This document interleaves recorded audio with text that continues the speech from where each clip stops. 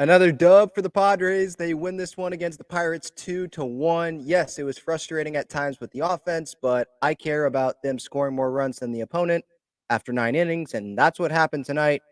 And so the Padres, they improve their record. They are 67-53. Robert Suarez did give up that run there in the ninth inning, but the Padres, they did enough. Sander Bogarts comes through. I loved his piece of hitting there in that seventh inning, bottom of the seventh. And clearly, if you watch that replay or you're watching the game live, that pitch outside, I believe it was a little bit down, and that was not the cleanest swing. That was not the most beautiful swing that he's ever took, no doubt about that. But that was one of those like a Luis Ariz, Jackson Merrill type swings, where you just put the ball in play, take it the opposite way, see what the defense is giving you. You get the right pitch location with what the defense is giving you, and boom, shoot it through the right side. Padres have the lead. Great. And then to add on, I mean, can we talk about the camera operator for a second? I mean, holy cow, that dude or whoever it was, dude, woman, whatever, thought that that ball was hit to Mars because, I mean, the left fielder was barely in the shot. He was at the very bottom of the screen when that ball was hit. So that ball was obviously hit high, but that person made it look like that ball was hit off the Jumbotron, but it was a fly out. Still scored a run, and the Padres end up winning the game there on that. Joe Musgrove, I'll talk about Jackson Merrill here in a second. Joe Musgrove got his start tonight, and it was a good return. 4 1/3, 2 hits, no earned runs, just one walk. He didn't strike out a bunch of guys, one strikeout. I didn't have a feeling he was going to strike out a lot of guys. Just his first start back, what pitches was he going to go to? What was the velocity going to look like? And the velocity was there. It was, I believe I saw a post earlier today during that start that his spin rate was a little bit up, the velocity was a little bit up, so that was encouraging. But it wasn't like a bunch of 96, 97 on the fastball. There were some fastballs, unless that wasn't the pitch that was being thrown in that spot. There were some that I saw that was 93. So really, it was about Musgrove hitting his spots.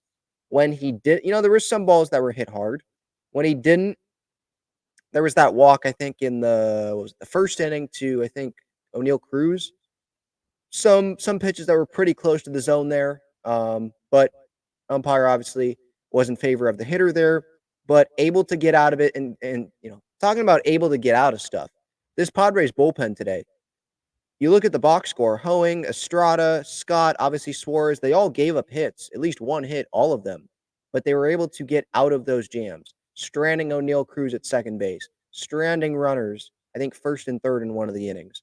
And then Robert Suarez, yeah, he gives up that one run there in the ninth, but still was able to get the job done and obviously got a lot of help from Jackson Merrill there with that final out of the game.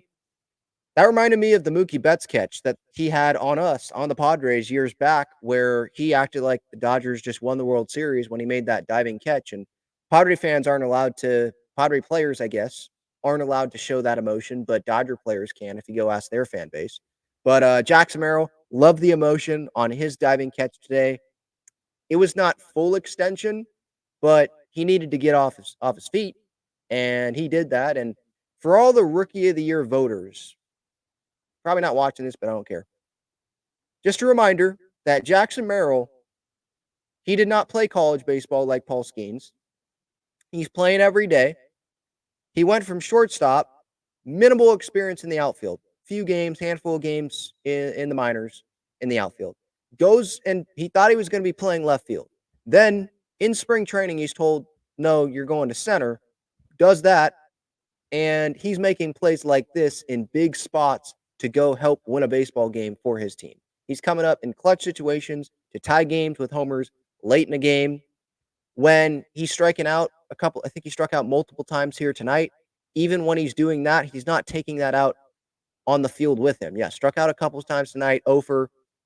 That's not going to happen very many times, by the way, him going over. And he still puts together good at-bats.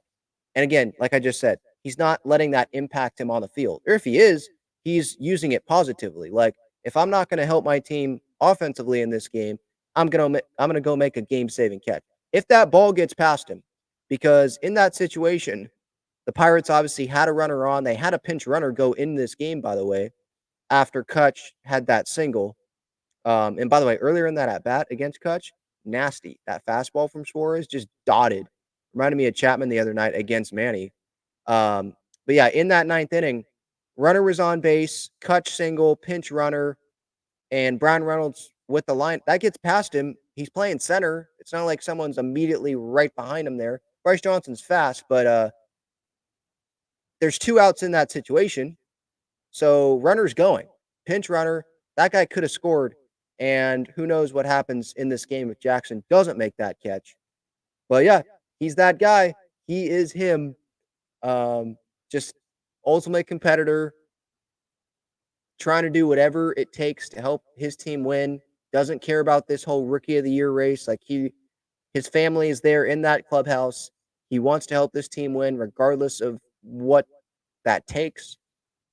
And yeah, I know I've said that like hundreds of times, I feel like already this season, but that's what it is. He continues to impress, and hopefully the voters, hopefully Major League Baseball has become aware, more and more aware of Jackson Merrill and the impact that he's had for this Padres team. And again, like even just taking it beyond the rookie of the year talk, like push that aside.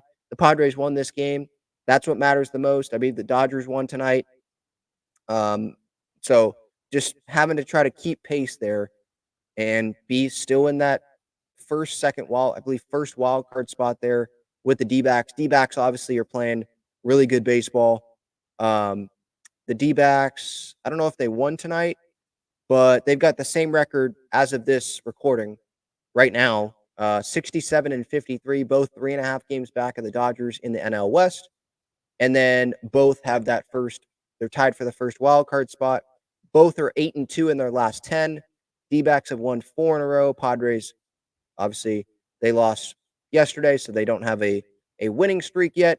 Both are around the same with run differential, and both are around the same, 4-game difference home and away. D-backs are better at home.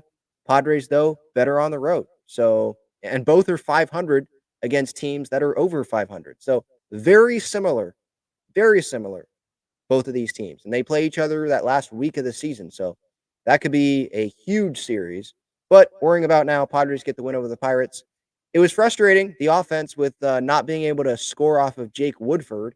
Comes in with this big ERA, and of course, he goes a career-high 6 innings pitched, works into the 7th inning. But, that has happened where the Padres offense can't get a ton going, but that might happen in the postseason. In postseason games, you're going to be facing good pitching.